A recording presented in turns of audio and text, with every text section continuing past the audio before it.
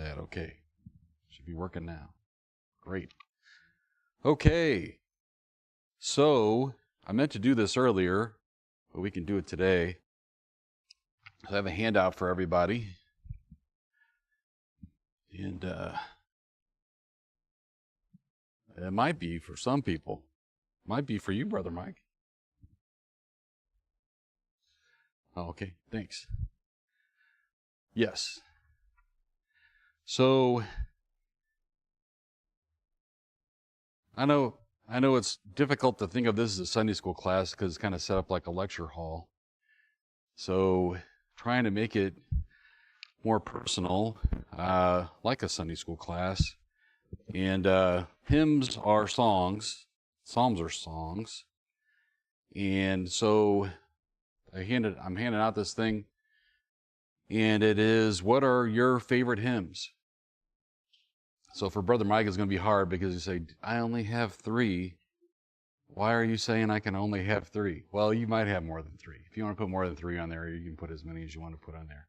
But just the idea that since we're studying Psalms, it would be good to think about, hey, what are my favorite hymns? And maybe it depends on the situation. Maybe it depends on what's going on, whatever. Maybe from when you were saved, something comes to mind of something that that helped you realize that Jesus was your Savior and it was time to surrender. And then on the next part is my 3 favorite Psalms. So this is talking about the Psalms. We're going to be studying 150. There are a lot of choices.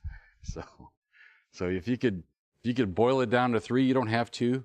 But then I put on there not just the number title, but I also said why. Like, why is it important to you?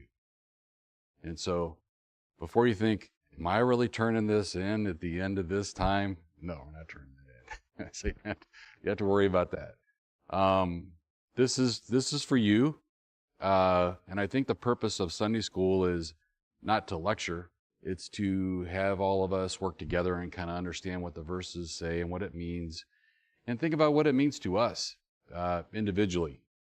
And part of it is sharing. And you notice I try not to say everything. If I say everything, then it's just a lecture. It's another sermon, and then it's like sermon 1, sermon 2. And then by the time you get to sermon 2, you might be pretty tired by sermon 2. So hopefully trying to make it interactive. And so if you could take a look at that and fill it out and bring it with you to class. You don't have to turn it in, but please bring it with you. And then if you would like to share something about your favorite hymn or your favorite Psalms, please feel free to do that. That's what it's about. The Bible is here for us to study, but we really want to understand what's the meaning for us as we work to serve the Lord. How does it provide us encouragement? How does it provide us understanding of God's will in our lives? And just like somebody shared their testimony with you that helped you to be saved, we can kind of share some of those things about the Psalms that might encourage somebody else. Oh, I didn't think about that Psalm that way, or I didn't think about that hymn that way, or whatever. And so we actually have an example of that. So we'll start out with Psalm 19. And Sister Joanne, did you want to do that?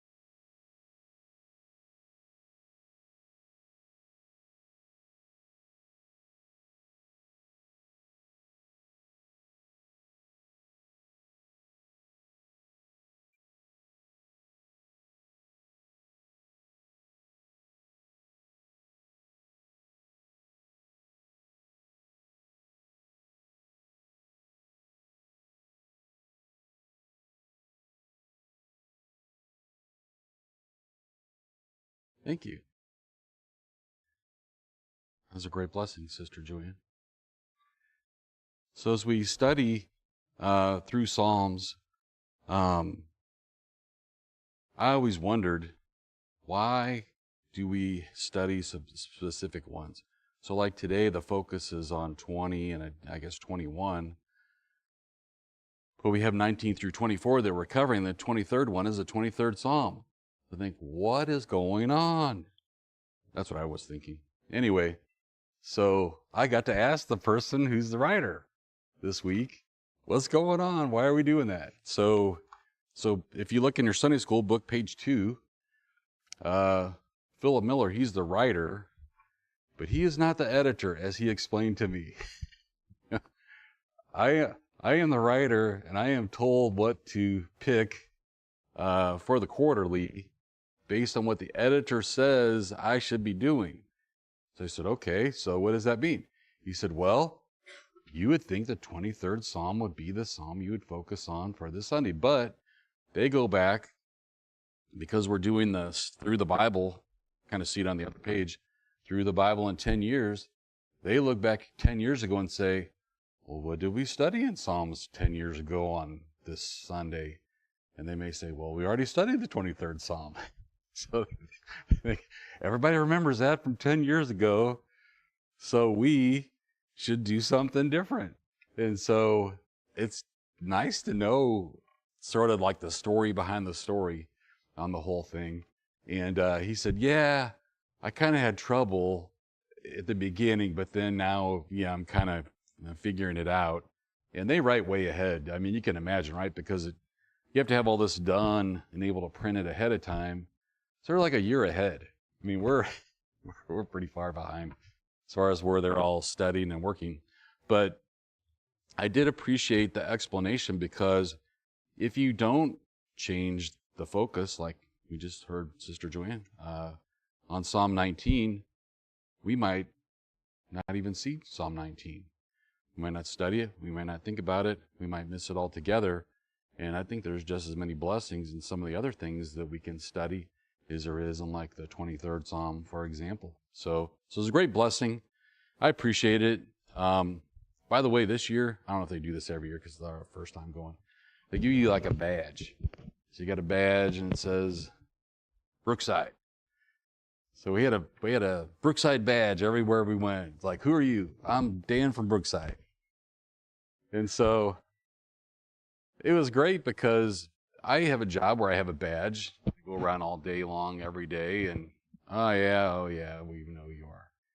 But this was kind of fun because we saw people we knew, people we didn't know, but pretty much everywhere it was just communication. Went to the Simbas exhibit in the exhibit hall, and they had pictures from us from when they were here.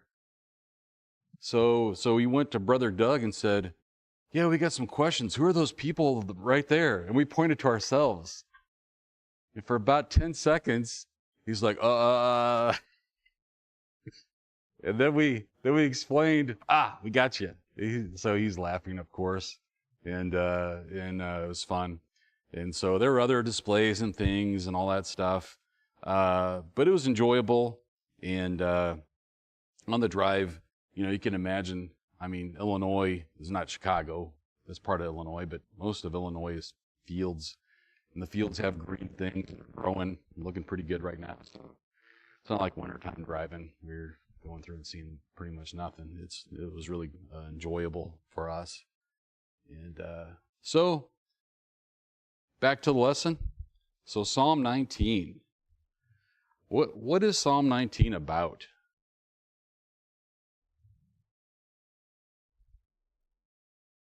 It is. Mm-hmm. It is a declaration of God. God is our creator. And when we look around, what do we see that makes us think about God when we look around creation? Yeah, the sunset. Yeah, I do too. And sometimes when I'm going to work, I see the sunrise, same thing. I'm like, wow, if I was not paying attention, I would miss it all together and think, well, I just might as well have been in like underground train driving to work, not observing anything. And so I love that too. What else?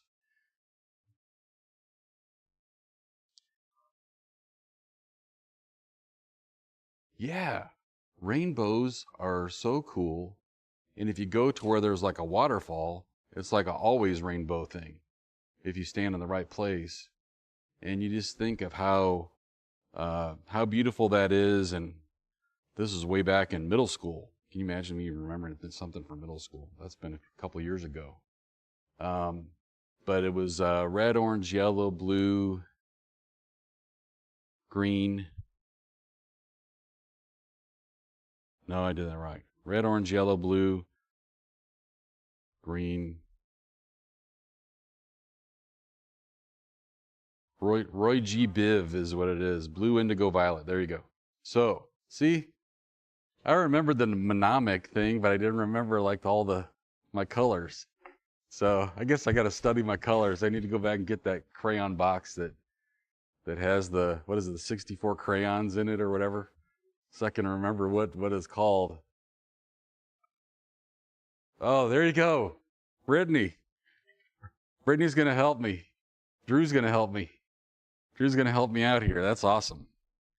So Psalm 19 declares the glory of the Lord and all the things that we see. And I love to watch animals. I always have. When I grew up, when we did recreation, it was outside. We were outside. We're out. Dad wanted to go hunting, usually rabbit hunting. So we'd see, I don't even know how many rabbits. But it was like a week ago. I drove up in the driveway. We have a tree, like all trees has a trunk. And it was a hot day, 100 something, whatever, on my thermometer in the vehicle. And here's a rabbit that hopped a couple of times, and then it got into the shadow of the tree, not the tree, but the tree trunk. And it spread out like this on the ground with its front legs out and its back legs out, and it was just looking at me. It's like, I've never seen this before, ever. This is the craziest thing. And so when we see deer, we see turkey, whatever, I am just amazed at how beautiful they are and how God created them and how they do what they do. There's things that they do better than anything or anybody. And, somebody says, well, I snuck up on a turkey. Yeah, that's really hard to do. So if somebody tells you that, okay, that might have happened, but you gotta kind of think about who's telling you that story. Because they are super smart, but like the doves and the eagles and every single thing, I thank the Lord for those things.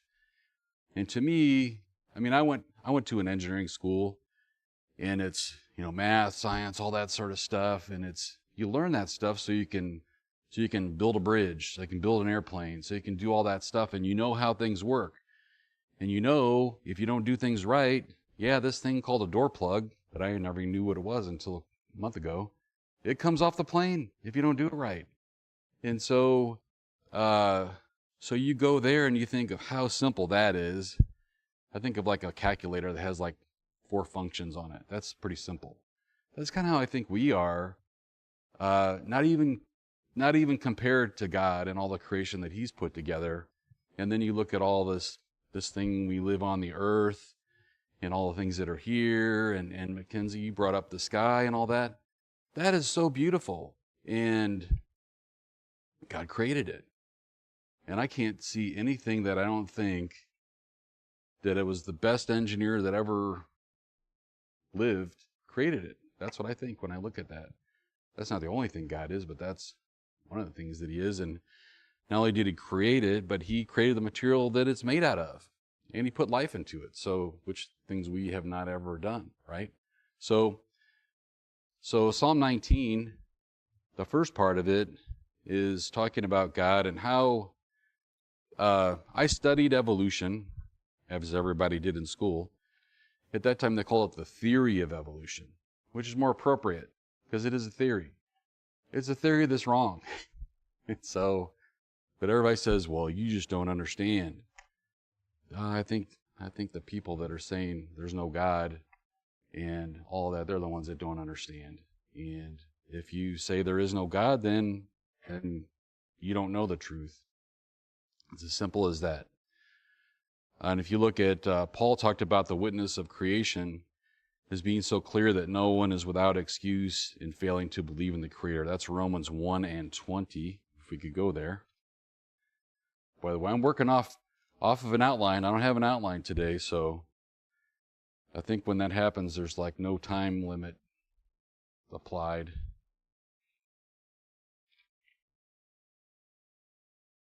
So Romans 1 and 20, would somebody like to read that?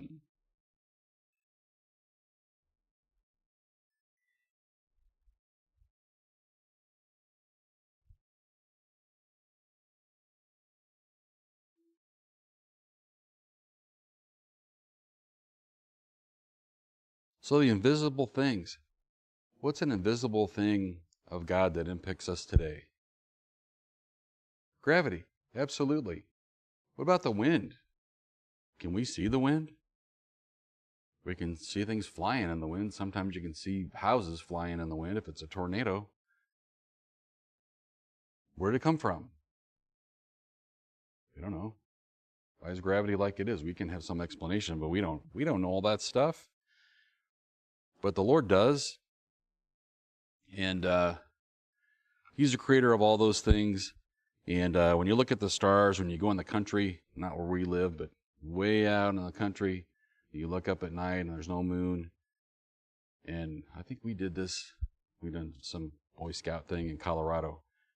And had to go to the bathroom in the middle of the night. It's one of those things. It was millions of stars. Millions of stars that God put there for us to appreciate what He can do. We can't even come close to appreciating what He can do, but there are things put there for us. Creation testifies of God, and some cultures, they may make an idol, they may worship something, but how many times has it been proved over and over in the Bible that idols don't live, they don't breathe, they don't answer prayers? How many times in the Bible was it proven that they're nothing? They're just an object and clearly doesn't deserve our worship. So you see the general revelation in verses 19, 1 through 6, and this is about creation. And then we see in 19, 7 through 11, in these verses, it talks about the Bible. It gives it several names: the law of the Lord, the testimony of the Lord, the statutes of the Lord, commandment of the Lord, fear of the Lord, and judgments of the Lord. That's in verses 7 through 11. And in verse 7, the testimony of the Lord is sure, making wise the simple. I love that. I feel pretty simple. But the fact that the Lord can help us to be wise, I love that. Because if we trust in the Lord and we follow the Lord will help us with what we need. It talks here about gold and fine gold, and I think everybody knows about carrots and all that stuff, but I don't think I ever ate a honeycomb before. Anybody ever eat a honeycomb? What do you think about the honeycomb?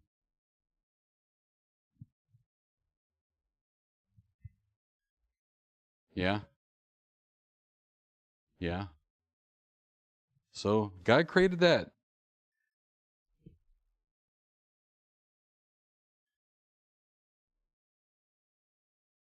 Okay, that's 19. We only have a few left. Brother Mike, when he was teaching all this stuff, I was like, how is he going to cover 5, 6 things? And I'm sitting there thinking, I'm just going to see how this happens. Now I'm like, how am I going to do this? How am I going to do the right thing? How am I going to follow Brother Mike's example and show all the things that need to be shown and all this stuff? And it's a good challenge. Okay, so who would like to read Psalms 20?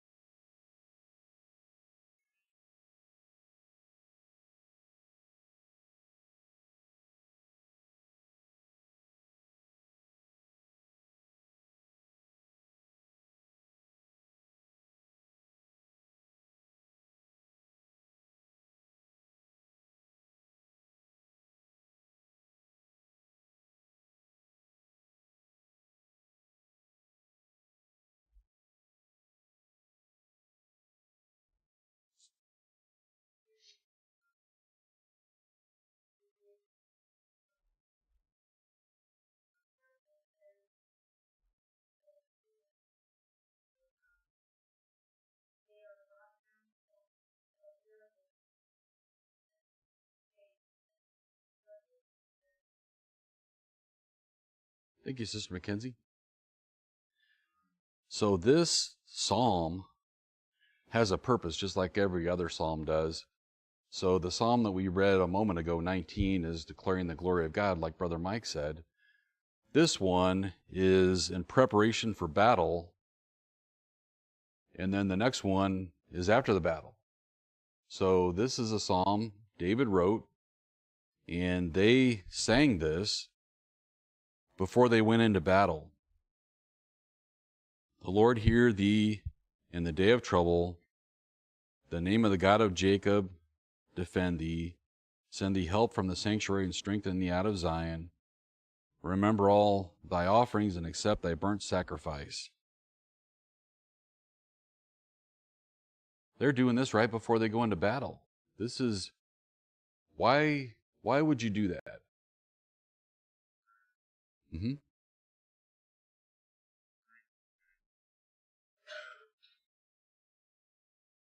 And this is not just David doing it. This is Israel doing it. Does it seem silly to man?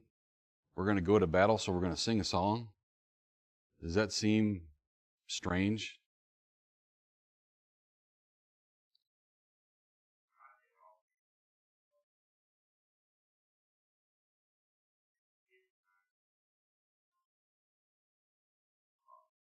Mm-hmm.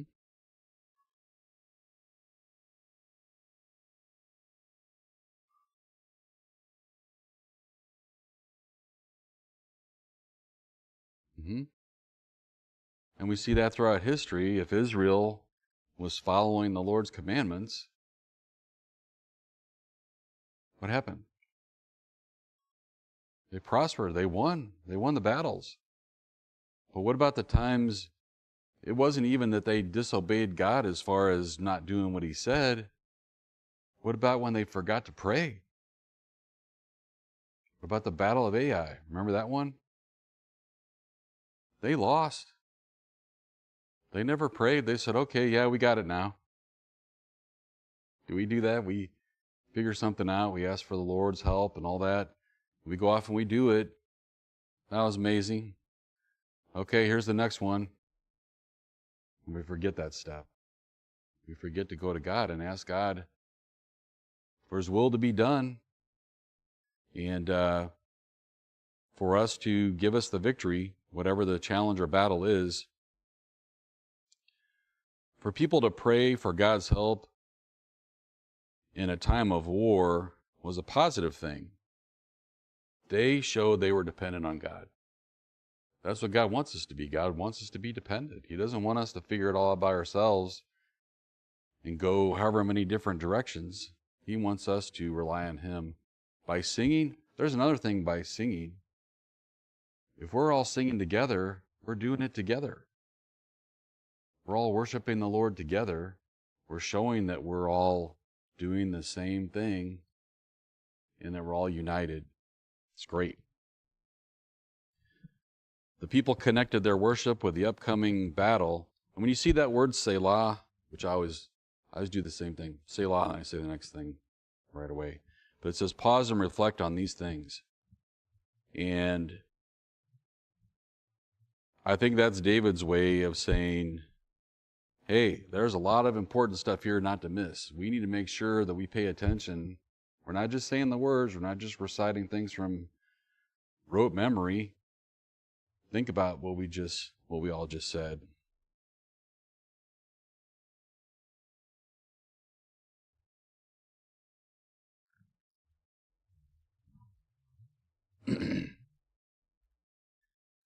They also were not going out to battle for themselves.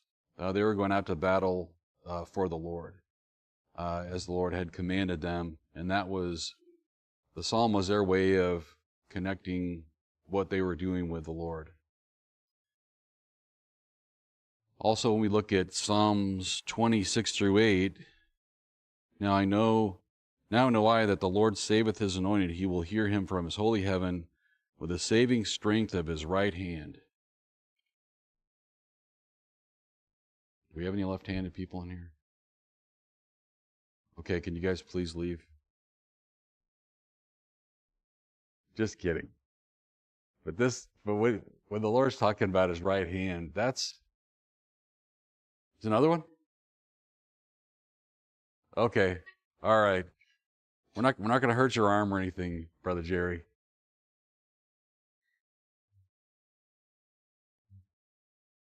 Yeah.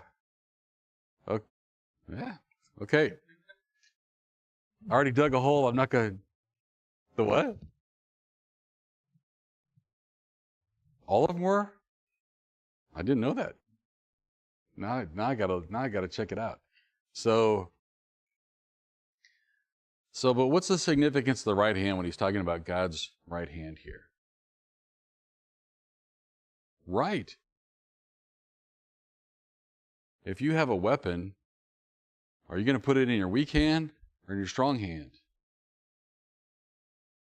You're going to put a weapon in your strong hand. You might put the shield in your weak hand, right? You're going to fight. By the way, the whole chariot thing. So what's the significance of the chariots? So I looked that up. In the Hittites, they were pretty ingenious. They were the ones that came up with a chariot that would be strong enough to have 3 people on it.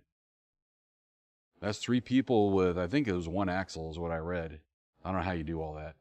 But they had 3 people, and one person was running the horses.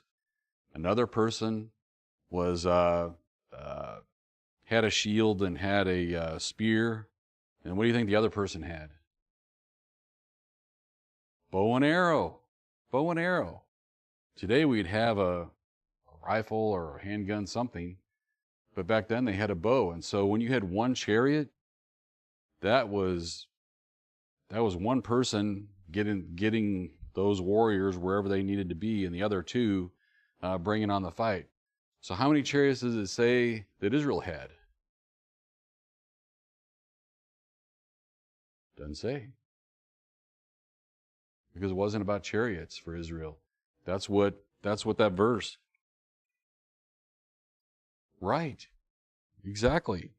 And so elsewhere in the Bible it says, don't collect horses, because the Lord didn't want them to trust in technology and weapons and all those things. He wanted to trust in Him. And if you were a foe of the Hebrews and you had 1,000 chariots with 3 guys each, and you were coming up on this group of people that didn't have any chariots, what would you think?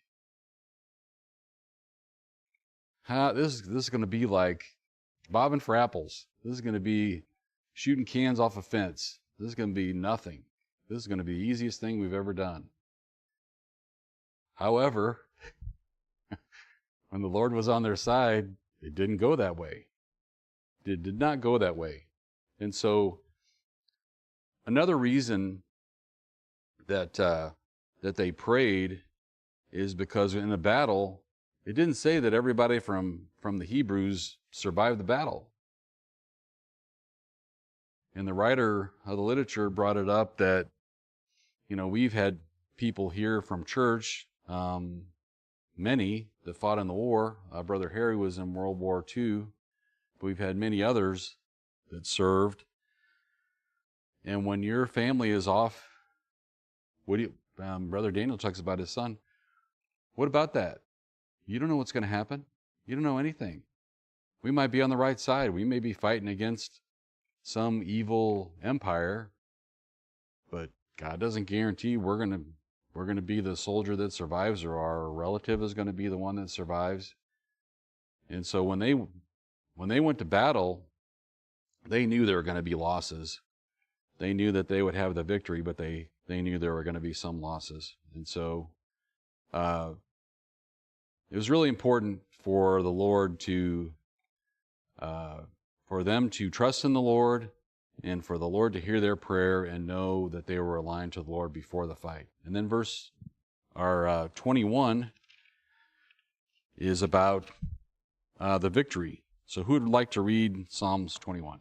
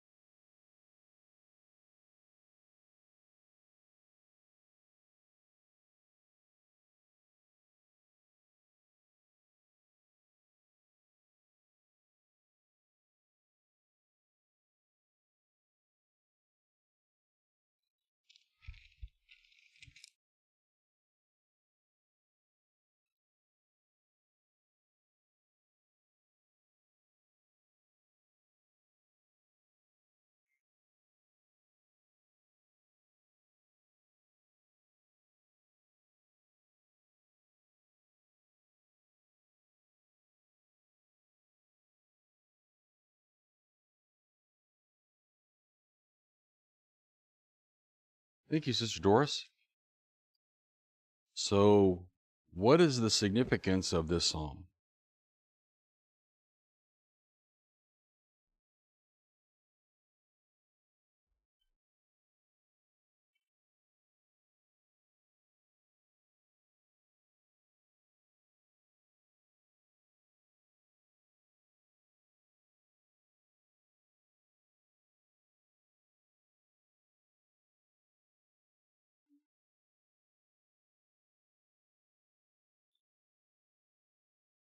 Mhm.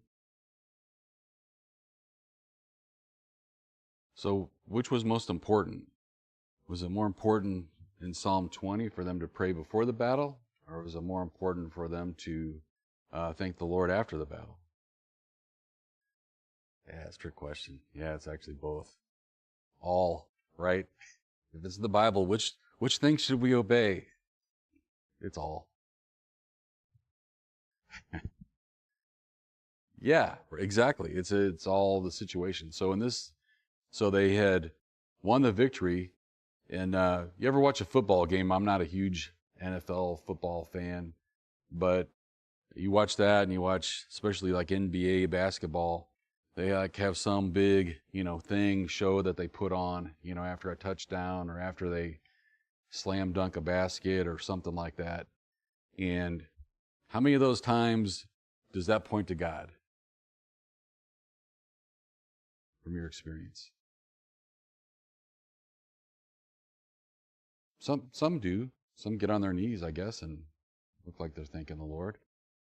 Uh, Not very often. Not very often. It's, hey, look how amazing I am, and you can't wait till I do it again in a few minutes, or however long it's going to be. And so, yeah, David is awesome in leading by example, not just in the writing of this psalm. This is like our songbook. We didn't have writers write the songbook and we just put it on the shelf and yeah, we'll look at it once in a while, right? We look at it every time we get together. Every time we walk into this building, either that book or the blue book, more than likely we're going to be singing from one of those. And that's the same thing with David. He wrote these Psalms for them to use these Psalms to help everyone to work together, to help everybody understand, from the oldest to the youngest, that the Lord is with us in this battle, and when we are successful and we're at the end of the battle, that we give thanks to the Lord. He aligned every single person by singing a song, which was also, many of these are also prayers. So, song and prayer. Brother Mike is back there. He's like, this is amazing. He loves the songs. I'm enjoying it more. I have to admit, I'm enjoying it a lot more.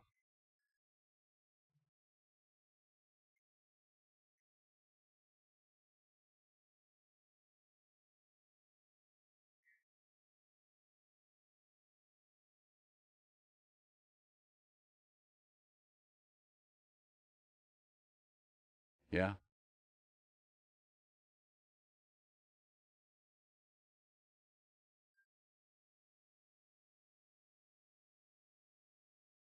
Yeah, I agree. I'm also slow on recognizing, but even when I recognize, am I giving my testimony to somebody? When you're singing, it's pretty hard to sing and hide it, right? We went to Jack in the Box yesterday and some guy sat down and started singing. It's like, okay, I'm not sure why the guy is in there Jack in the Box singing, but he's definitely singing. It looked like he pretty much went in there almost every day and did that from the looks of the guy. But when we sing, it's a testimony. We're giving God the credit, but we're not keeping it inside of ourselves. We're showing it to others that God has given us the victory. And that's what God expects from us. God expects us to be a witness and to share. And the Hebrews did it in such an obvious way. It was most definitely one of the reasons why he blessed them, not just because they were his chosen people, but because they did it right.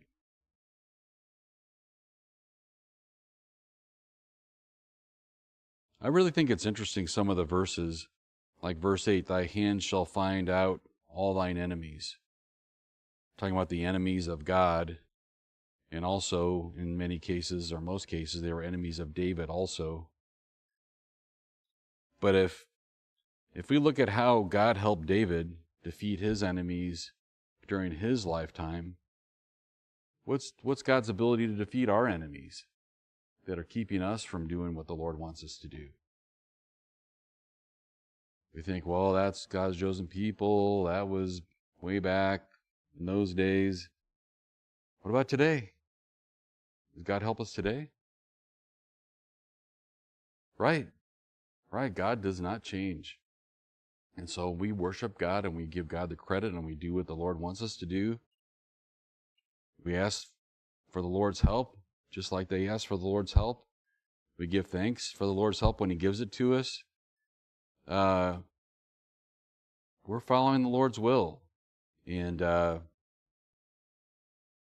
like this quote. This is from the teacher's book. I got to meet some of these guys too.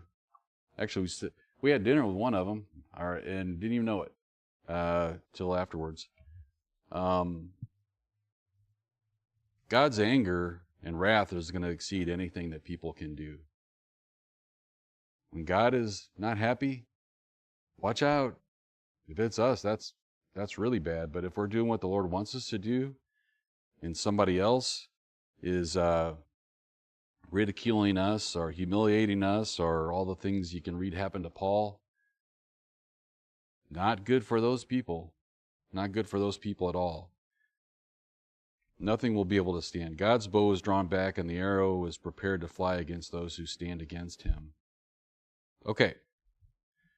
Now we're going to go 6 minutes.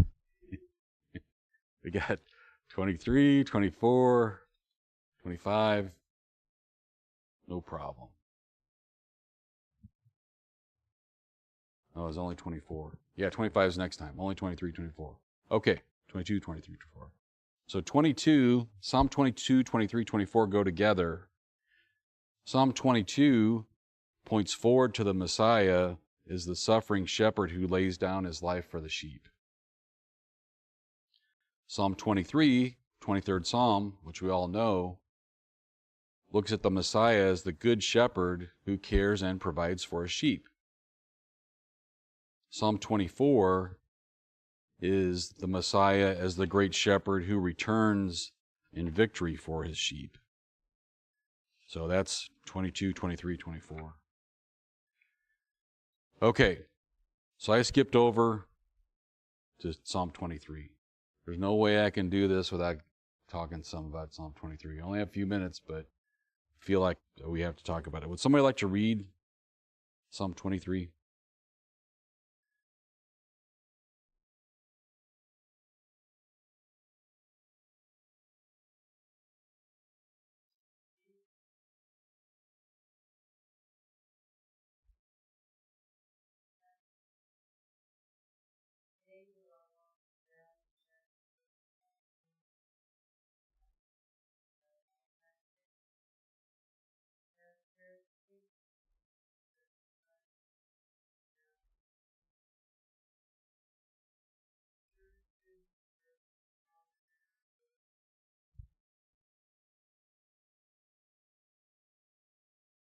Thank you, Sister Helen.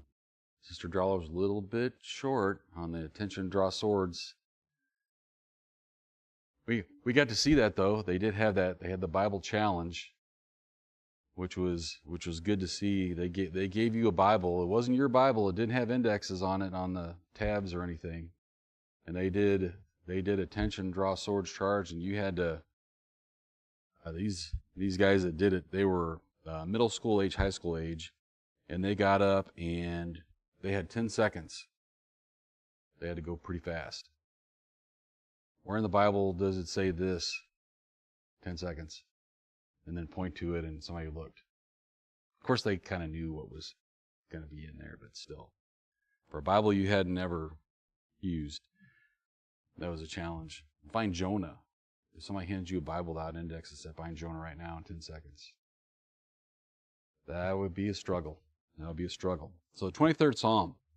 How old were you when you first heard the 23rd Psalm? Do you remember? I know I was like this. I don't remember how old I was, but I was pretty short and pretty small. I definitely remember it. And I remember the teacher of it telling us how important it was.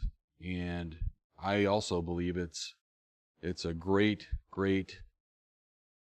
writing that really explains how the Lord is our shepherd. And the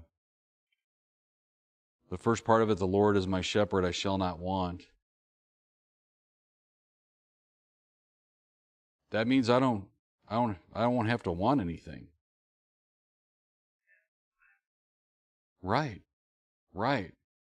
Yeah, you don't have a lack. Exactly. You don't have a lack of anything. When the Lord is my shepherd, I don't want anything. The Lord takes care of us. If we get out of the way, I do that all the time. I get in the way every day. But if we get out of the way, the Lord will take care of us. He leads us to green pastures. I didn't know this about sheep. You have to go to a pasture where the grass is fresh and growing freely, but it says sheep tend to pull up the grass as they eat it, which ends up there's no grass left, right? If they just let them graze in one place. And so that's why you got to take them all over the place, because if you keep them in one place, they're just going to eat up everything and then there's nothing left to eat. So they have to find new pastures all the time. They also need water. And you gave an example of mountainous areas where you have sheep. And you think about water in a mountainous area, usually it's going from uphill to downhill if it's a mountainous area. And even if it's the bottom of the hill and it looks kind of flat, it's usually moving pretty fast. And so if you can imagine, I can hardly imagine me crossing a river or something, or even some of the creeks. But can you imagine the sheep trying to cross? Can you imagine putting a big, huge wool blanket around you and then trying to walk across? Probably not too easy for them to do. So the shepherd has to think about that, has to make sure that they have fresh but still waters. And another thing is, as child of God, when we follow the Lord, then we will never lack for anything, just like we said. In verses 4 and 5, he protects us. And in the mountains, there's lots of shadows. Shadows pretty much all over the place. Shadows are a good place for wolves or pretty much any predator to hide, whatever is around. But has just a shadow by itself made us afraid of something because of what might be there? You ever walking around at night, maybe not in the best area, and you notice, yeah, the lights are not the best here. Kind of makes you feel a little more vulnerable. And that's the same exact thing that the Lord is talking about here, is that even though a shadow has no substance, it's what we imagine that brings fear. Okay, and that's as far as I got in my highlighting. I got pretty far into it. So thou preparest the table before me in the presence of mine enemies. We're not hiding. We're not hiding in a cave somewhere or an island or whatever. Our enemies are all around. But the Lord is taking care of us because we're following him. Hebrews were doing the same thing. Talks in the verse before about thy rod and thy staff comfort me. So the rod, shepherd's rod had a hook on the top of it. Anybody know what the hook was for? Yeah, you could grab a sheep up out of wherever. Maybe they had fallen into a ditch or whatever it was. You could do that. There's also a weapon. You could use it for a weapon. I also know David had a sling. Nice thing about a sling, doesn't weigh very much. You can put it in your pocket. Not very heavy. Some of our cell phones might be heavier than that sling is. So, but the shepherd's role is to protect the sheep, to rescue them when they need rescuing, and that because the Lord is our shepherd, we don't need to fear any evil. They may take away the life we have today, but they're not going to take away our eternal life. We're saved. And so that shouldn't be our get out of jail free card. It should be, okay, I can talk to people who need to hear my testimony without fear of anything that might happen to me. Because the Lord is in the situation. Think of, the writer talked about Shadrach, Meshach, and Abednego, and I can't even imagine what it was like for them. They wouldn't worship the idol. And so they threw them in the fiery furnace. And if you were those three guys, they had to be pretty nervous about throwing in the furnace, but they knew what was going to happen. They said, "Yeah, we're not gonna worship the idol, so whatever, do whatever you're going to do." And in that case, the Lord took care of them. And so we all know that story because they did what they were supposed to do. And so should give us courage to face the challenges and the enemies that we have. And maybe they're not going to go after us to try to kill us, but they're still going after us for some reason or another. And that the Lord will give us his strength and his support to do what he asks us to do in the Bible. We didn't hit everything. Brother Mike, I did not hit it all. Let's see. For the things that I handed out, please take some time and think about that.